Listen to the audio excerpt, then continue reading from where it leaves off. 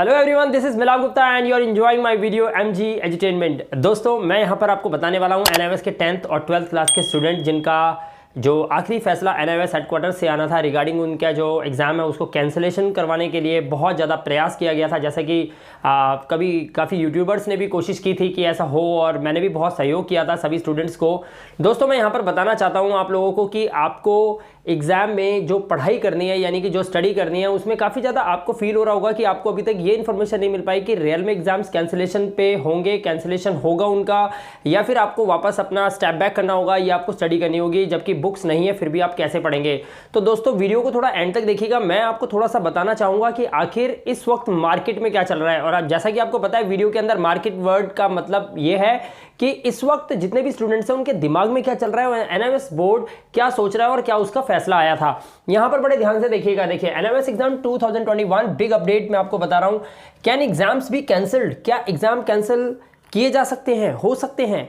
दोस्तों, मैं यहां पर आपको बता दूं कि फाइनल इंफॉर्मेशन जो ये है कि एग्जाम कैंसिल नहीं हो सकते, ये एनआईएस बोर्ड का कहना था। अब तक भी एनआईएस बोर्ड का यही कहना है कि एग्जाम कैंसिल नहीं किए जा सकते।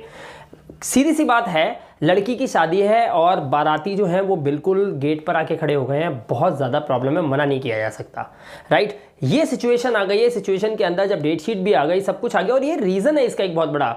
हमें चाहिए था बहुत सारे स्टूडेंट्स, एटलीस्ट 50 स्टूडेंट्स चाहिए थे कि प्रोटेस्ट करें एनआईएस बोर्ड के गेट पर आकर। लेकिन आपको पता है स्टूडेंट्स कितने आए?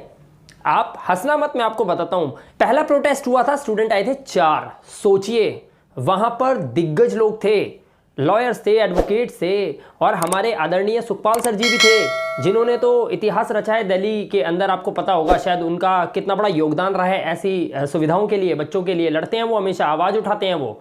उनका बहुत ज़बरदस्त पावर है, वैल्यू है उनका। मैं आपको बस ये बताना चाहूँगा कि उनकी मौजूदगी में भी सिर्फ 4 स्टूडेंट्स।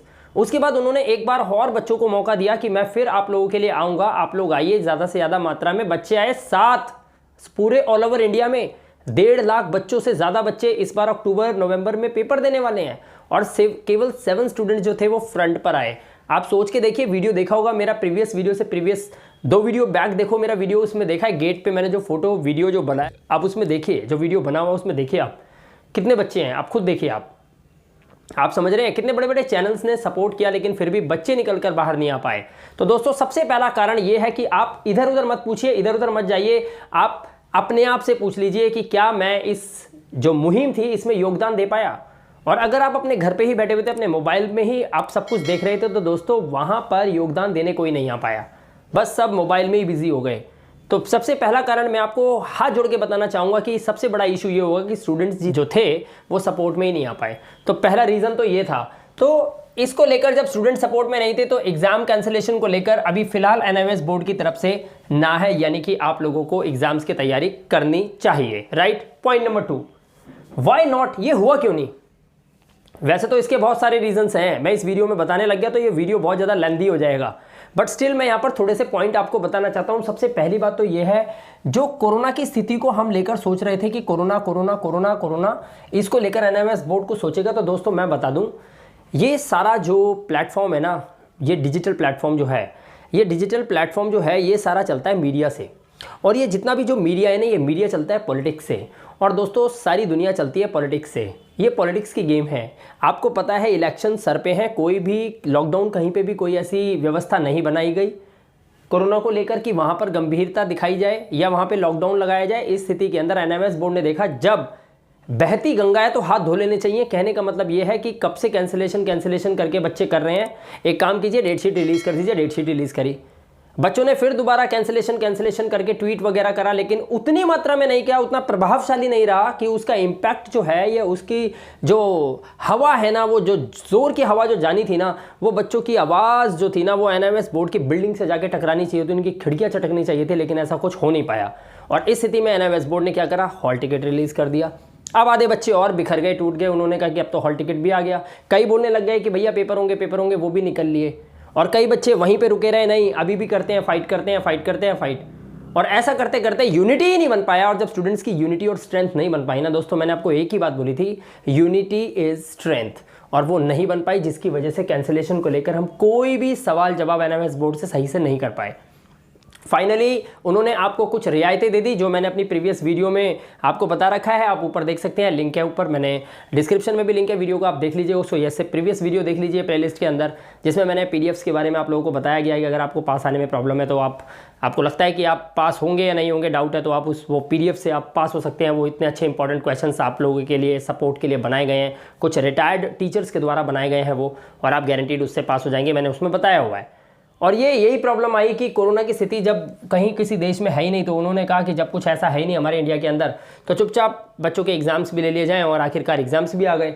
और ये इसी वजह से हुआ, और इसका एक कारण और भी है, स्टूडेंट्स एक साथ सपोर्ट में नहीं आ पाए। कोरोना की सिचुएशन यानी कि ऐसा कोई डेंजर सिचुएशन किसी भी राज्य में, कोई लॉकडाउन जैसी व्यवस्था नहीं है। जैसे अप्रैल में जितना गंभीरता से देखा जा रहा था इस कोरोना को, उतने गंभीरता से इस साल फिलहाल सरकार ने ऐसा कुछ नहीं देखा और ऐसा कोई माहौल नहीं बना। हालांकि फेस्टिवल्स भी आए और वो भी चले गए, ऐसी कोई दुविधा सरकार के सामने नहीं आ पाई, जिस वजह से एनआईएमएस बोर्ड ने एग्जाम्स को अभी तक कंडक्ट करवाने के लिए जो भी अपनी जिम्मेदारी है उसको बरकरार रखा है कि एग्जाम्स होंगे। तो ये कंडीशन यहाँ पर बहुत ज़्यादा भयंकर है कि क्यों नहीं हुए, इसके कैंसिल क्यों नहीं हुए, इसके भी रीजंस बच्चों को पता चल गए क्यों नहीं हुए रीजंस। एक तो बच्चा खुद कि उन्होंने सपोर्ट सही से नहीं करा, एक साथ आवाज़ नहीं उठाई, और दूसरा कोरोना जैसी कोई स्थिति अभी फ़िलहाल दिखाई नहीं देती। पॉलिटिशियंस यही कहते हैं और हमारे जितने भी चैनल्स हैं वो भी यही कहते हैं, राइट।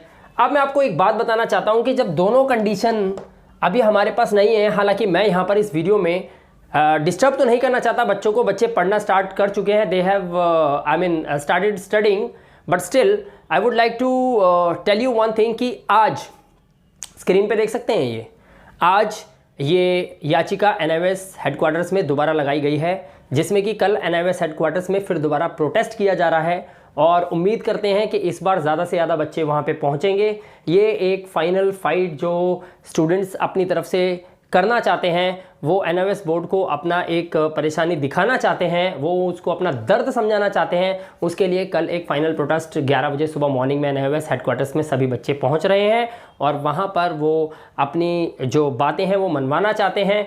और उसको लेकर ये आप देख सकते हैं, ये याचिका एनआईएमएस हेडक्वार्टर्स में लग चुकी है आज, और इसी बारे में मैंने स्पेशली ये वीडियो बनाया ताकि आप लोगों को पता चल जाए, क्योंकि काफ़ी सारे स्टूडेंट्स मुझे कॉमेंट कर रहे हैं कि सर कैंसिलेशन को लेकर क्या हुआ, आपने कुछ वीडियो नहीं बनाया। तो दोस्तों यही था इस वीडियो के अंदर जो खास इन्फॉर्मेशन मेरे को आपको देनी थी।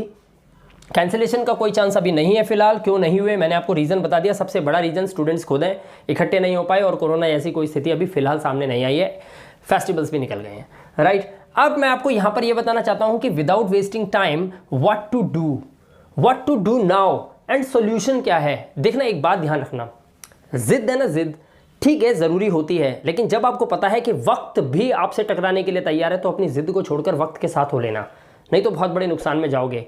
बड़े बड़े तुर्रम खां आए, लेकिन वक्त के आगे कोई टिक नहीं पाया। इसलिए ध्यान रखना दोस्तों, ये बहुत ही इंपॉर्टेंट। आप एक स्टूडेंट हो, मैं भी एक स्टूडेंट था आप ही की तरह, और ऐसे सिचुएशन में किस तरीके से अपने माइंड को डाइवर्ट करना चाहिए, ये मैंने अपने टीचर से बहुत अच्छा सीखा था। वही ज्ञान मैं आपको देना चाहता हूँ हाथ जोड़ के। रिक्वेस्ट कर रहा हूं आपसे कि सिचुएशन को समझ के, हालातों को समझ के अपने आप के अंदर परिवर्तन लाना, परिवर्तन संसार का नियम होता है। मैंने बहुत कोशिश करी आप लोगों के लिए, बहुत प्रयास करा। मैं चाहता था कि आप लोगों के एग्ज़ाम्स कैंसिल हों, लेकिन किस बिहाफ पे हों, वो बिहाफ यानी कि वो जो पर्पस था ना, वो बन ही नहीं पाया। स्टूडेंट्स नहीं आ पाए, मुझे सपोर्ट करने नहीं आ पाए। और हमारे आदरणीय सुखपाल सर जी थे, हमारे पीआई स्टडी सर्कल के हमारे आदरणीय हैदर सर जी थे, उनकी मैम थी चैनल की तबस्सुम मैम थी, लेकिन सपोर्ट करने कोई नहीं आया। हमने बहुत कोशिश करी दोस्त।